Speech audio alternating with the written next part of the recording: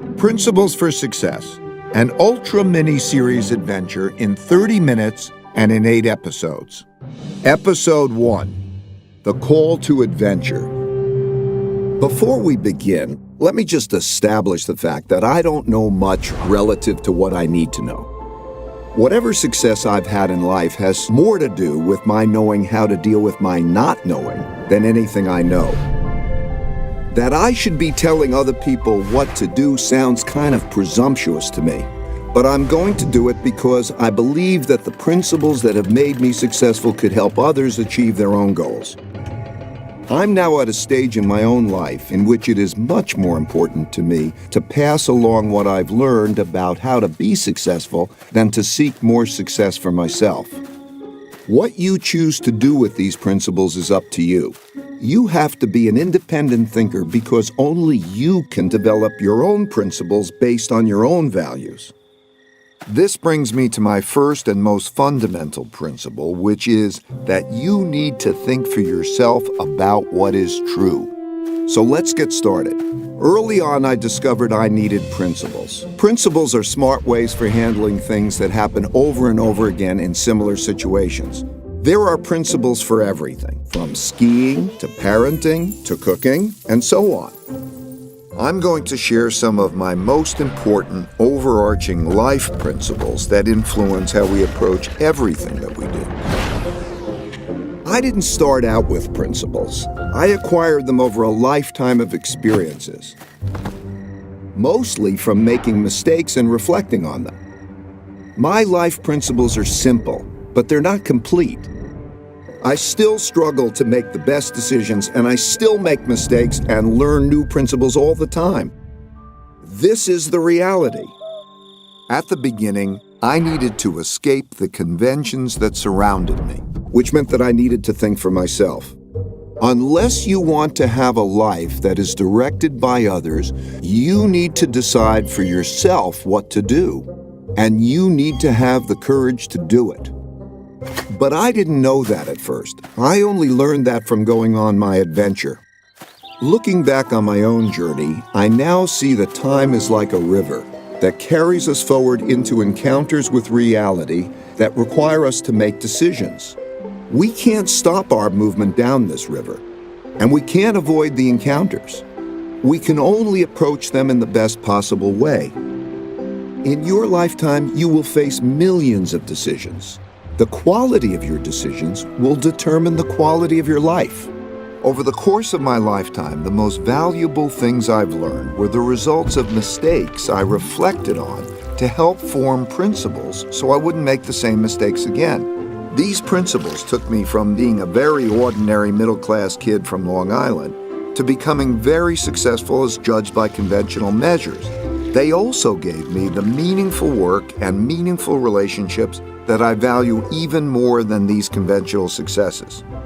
People often ask me how I did it. I can assure you it wasn't because of my uniqueness as a person. It was the result of a unique approach to life I believe almost anybody can adopt. It starts with embracing reality and dealing with it.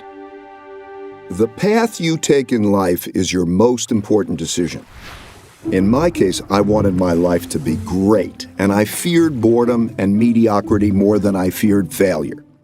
Since I didn't start out with money, and I didn't need much more than a bed to sleep in and food to eat, I could skew my decisions to pursue my adventures. So ever since I was a kid, I ran after the things I wanted, crashed, got up and ran again, and crashed again, and each time I crashed, I learned something, got better, and crashed less.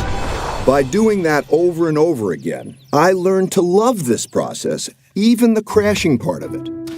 Through it, I encountered reality, and I learned how to deal with it, which inspired another one of my most fundamental principles, which is that truth is the essential foundation for producing good outcomes. By truth, I don't mean anything more than the way the world works. I believe that we were given the laws of reality by nature. Humans didn't create them, but we can use them to foster our own evolution and achieve our goals. Realizing that made me a hyper-realist. By which I mean I became someone who has discovered the great rewards of deeply understanding, accepting, and working with reality as it is and not as I wish it would be. When I say I'm a hyper-realist, people sometimes think I'm saying that dreams can't come true. That's absolutely not true. Without pursuing dreams, life is mundane. What I mean is that, to me, hyperrealism is the best way to choose one's dreams and then achieve them. Having big dreams, plus embracing reality, plus having lots of determination, will bring you a successful life. I believe this formula is true for everyone. But what does a successful life look like? We each have to decide for ourselves what success is. I don't care whether you want to be a master of the universe or to live under a palm tree or anything else. I really don't. Each of us chooses goals based on our values and decides on the best path to achieve them. But we all need approaches to making decisions that work well, especially when facing problems, mistakes, and weaknesses that stand in our way. To succeed, we must embrace all our realities, especially the harsh realities that we wish weren't true. At first, looking at these harsh realities caused me a lot of pain, but I learned that this pain was just psychological and that my seeing things differently made all the difference. I came to view problems like puzzles that would reward me if I could solve them. They would help me deal with the problem at hand, and they would give me principles for dealing with similar problems in the future. I learned to treat pain as a cue that a great learning opportunity is at hand, which led me to realize that pain plus reflection equals progress. Meditation has been invaluable in helping me see things that way. I found that when I calmed myself down and embraced my realities and dealt with them, the rewards brought me pleasure and the pain faded.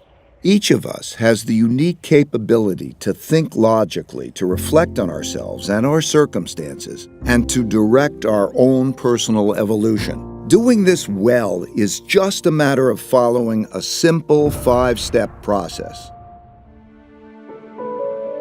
We've discussed how important it is to reflect carefully after experiencing pain.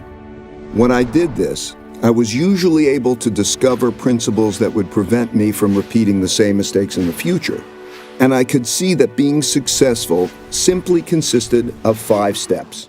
Step 1 is to know your goals and run after them. What is best for you depends on your nature, so you need to really understand yourself and know what you want to achieve in life. Step 2 is to encounter the problems that stand in the way of getting to your goals. These problems are typically painful. If handled badly, some of them can lead to your ruin.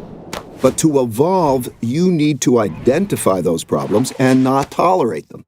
Step 3 is to diagnose these problems to get at their root causes. Don't jump too quickly to solutions. Take a step back and reflect in order to really distinguish the symptoms from the disease. Step 4 is to design a plan to eliminate the problems. This is where you will determine what you need to do to get around them. And step 5 is to execute those designs, pushing yourself to do what's needed to progress toward your goal. A successful life essentially consists of doing these 5 steps over and over again. This is your personal evolution, and you see this process everywhere. It's just a law of nature. Think of any product, any organization, or any person you know, and you will see that this is true for them. Evolution is simply a process of either adapting or dying.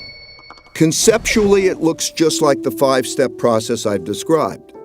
As you push through this often painful process, you'll naturally ascend to higher and higher levels of success. I found that when I did it better, my struggling never became easier, because the more capable I became, the greater the challenges I would take on. Because different people are strong and weak at different things, most people can't do all 5 steps well. Not facing this reality means you could stretch further than you should. And as the heights get greater, your falls could also be greater.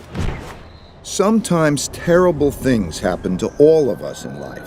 They can ruin us, or they can profoundly improve us, depending on how we handle them.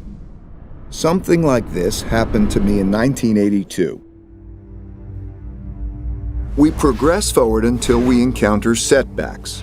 Whether or not we get out of them and continue forward or spiral downward depends on whether or not we're willing to face the failure objectively and make the right decisions to turn the loop upward again.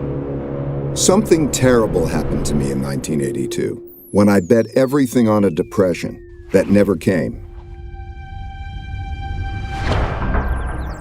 The period between 1979 and 1982 was one of extreme turbulence for the global economy, the markets, and for me.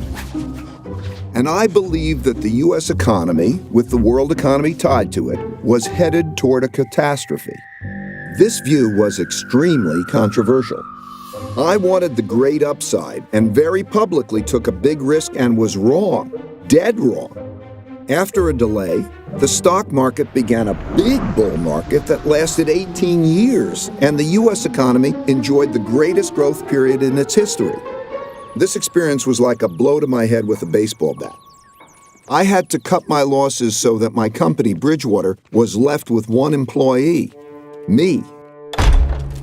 I was so broke I had to borrow $4,000 from my dad to pay my bills. But even worse was having to let go the people I cared so much about. I wondered whether I should give up my dream of working for myself and play it safe by working for someone else in a job that would require me to put on a tie and commute every day. Though I knew that for me, taking less risk would mean having a less great life. Being so wrong, and especially being so publicly wrong, was painfully humbling. I am still shocked and embarrassed by how arrogant I was in being totally confident in a totally incorrect view. Though I'd been right much more than I'd been wrong, I had let one bad bet erase all my good ones. I thought very hard about the relationship between risk and reward and how to manage them. But I couldn't see a path forward that would give me the rewards I wanted without unacceptable risk. This kind of experience happens to everyone. It will happen to you. You will lose something or someone you think you can't live without, or you will suffer a terrible illness or injury, or your career will fall apart before your eyes. You might think that your life is ruined and that there's no way to go forward, but it will pass. I assure you that there is always a best path forward, and you probably just don't see it yet. You just have to reflect well to find it. You have to embrace your reality.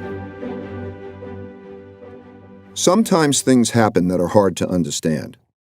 Life often feels so difficult and complicated, it's too much to take in all at once. My deep pain led me to reflect deeply on my circumstances. It also led me to reflect on nature because it provides a guide for what's true. So I thought a lot about how things work, which helped to put me and my own circumstances in perspective.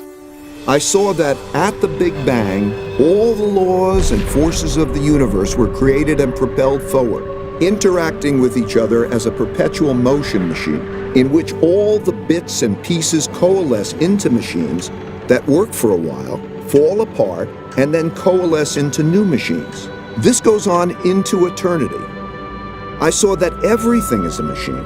The structure and evolution of galaxies, the formation of our own solar system, the makeup of Earth's geography and ecosystems, our economies and markets, and each of us. We individually are machines made up of different machines. Our circulatory system, our nervous system, that produce our thoughts, our dreams, our emotions, and all the other aspects of our distinct characters. All of these different machines evolve together through time to produce the realities we encounter every day. And I realized that I was just one tiny bit in 1 nanosecond deciding what I should do. While that perspective might sound very philosophical, I found that it was very practical because it showed me how I could deal with my own realities in a better way. For example, I observed that most everything happens over and over again in slightly different ways. Some in obvious short-term cycles that are easy to recognize, so we know how to deal with them, like the 24-hour day. Some so infrequently that they haven't occurred in our lifetimes, and we're shocked when they do, like the once-in-a-100-year storm.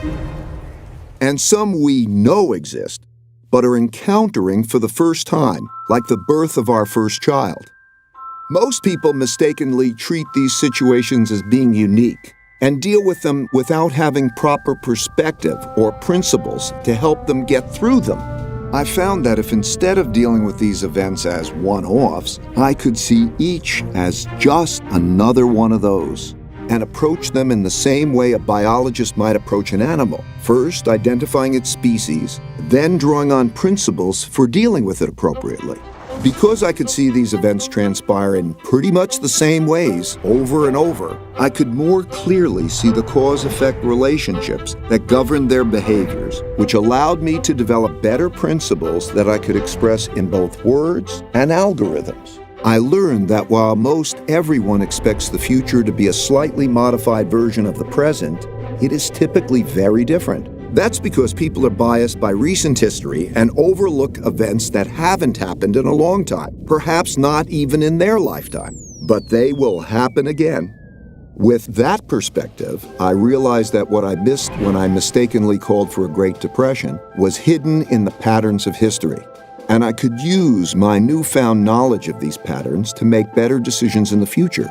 And when I thought about my challenge, balancing risk and reward, I realized that risk and reward naturally go together.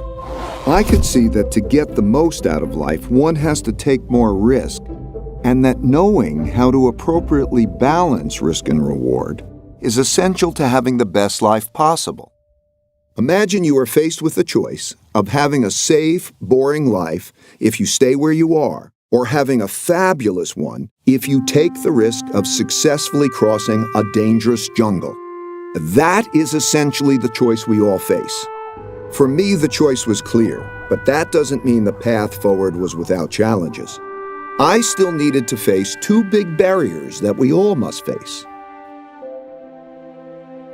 I can't tell you which path in life is best for you because I don't know how important it is for you to achieve big goals relative to how important it is for you to avoid the pains required to get them.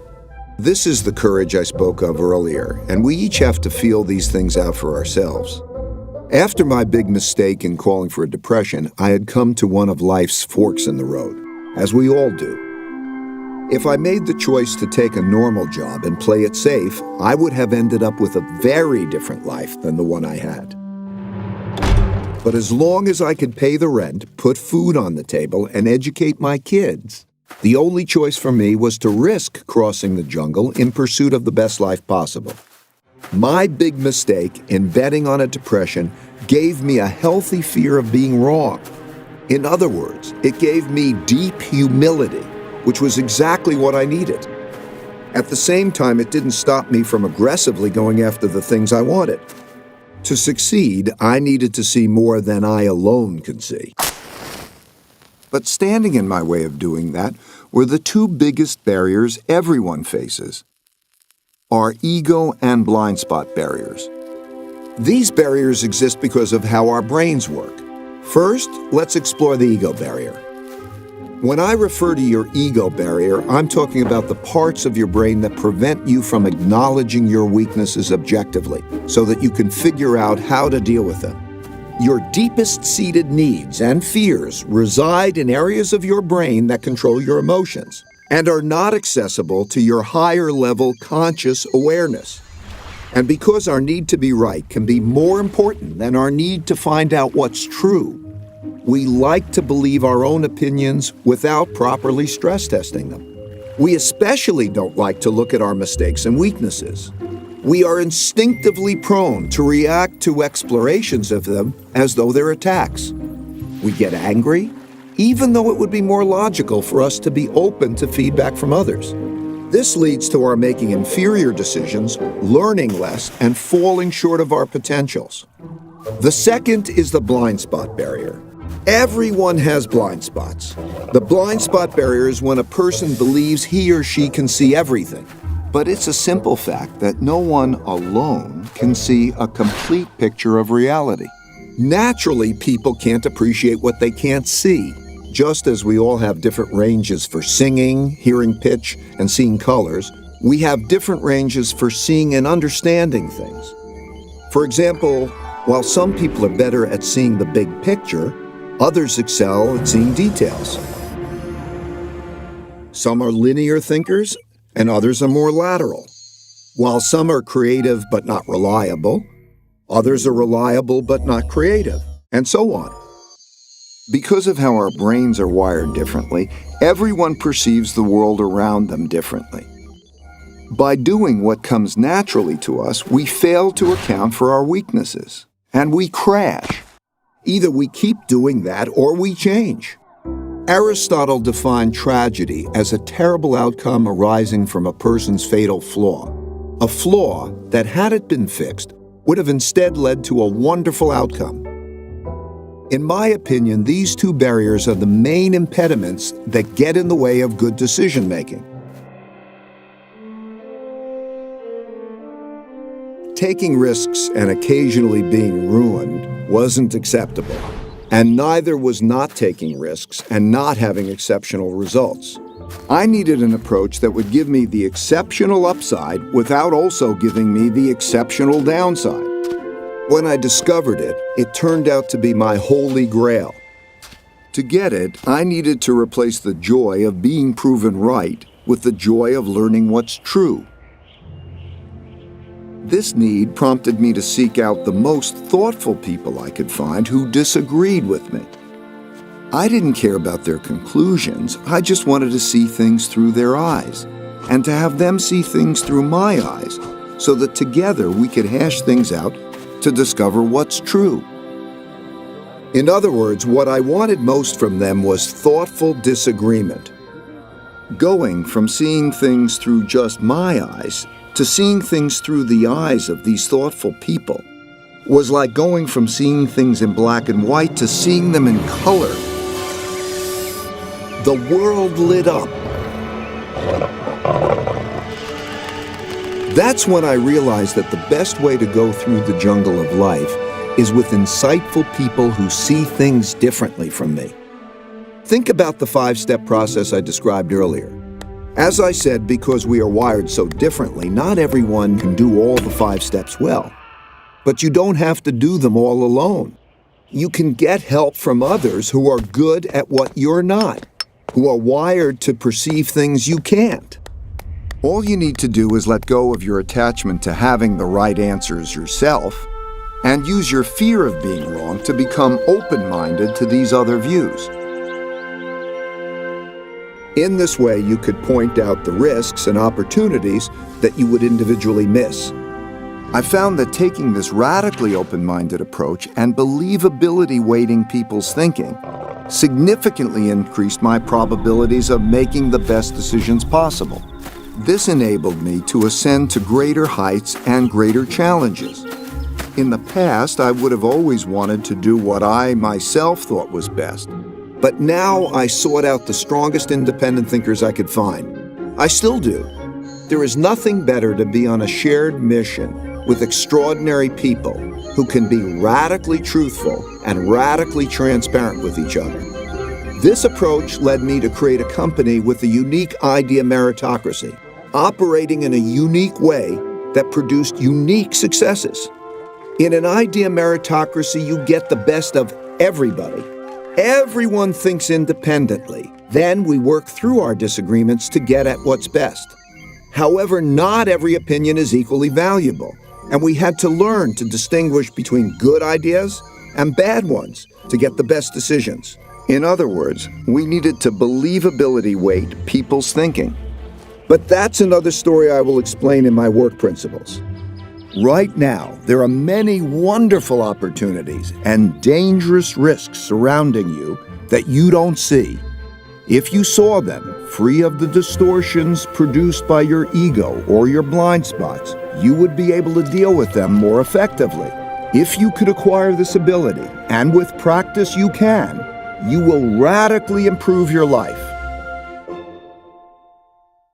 So far, I described how I learned to confront my own realities, my problems, my mistakes and weaknesses, and how I surrounded myself with others who could do things better than I could. This was the most effective way I discovered for making great decisions. This is not the normal way of being, but through this approach, I became very successful. And being successful enabled me to meet extraordinarily successful people and see how they think. I've discovered that their journeys were similar to mine. You might not know it, but they all struggle, and they all have weaknesses, that they all get around by working with people who see risks and opportunities that they would miss. Over time, I learned that by nature, most people's greatest strengths are also connected to their most significant weaknesses. And striving hard for big things is bound to lead you to painful falls. It's just part of the process. Such setbacks will test you. They sort people. Some think hard about what caused their setbacks, learn lessons, and continue progressing toward their goals, while others decide that this game is not for them and get off the field. I've come to realize that success is not a matter of attaining one's goals. I found that when I reached each new higher level of success, I rarely remained satisfied. The things we are striving for are just the bait. Struggling to get them forces us to evolve, and it is this struggle toward personal evolution with others that is the reward.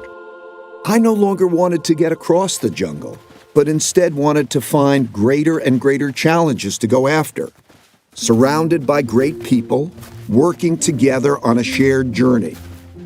Eventually, the success of the mission and the well-being of the people alongside me became more important than my own success. I also started to see beyond myself and wanted others to be successful when I'm no longer here. I realize that if I fail to do that, I will be a failure. I struggle with this now. We all struggle with different things at different times, until we either choose to give up or until we die and become part of the larger evolutionary story. This is how all machines work and are recycled through time. When a machine breaks down, its parts go back into the system to become parts of new machines that also evolve through time. Sometimes this makes us sad because we become very attached to our machines. But if you look at it from the higher level, it's really beautiful to observe how the machine of evolution works. Now you must decide for yourself how you will evolve. Forget about where these principles came from. Just assess whether or not they are useful to you and evolve them to suit your own needs.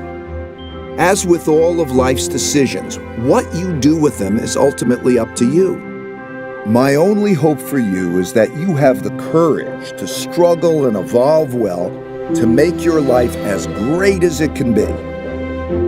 Thank you and goodbye.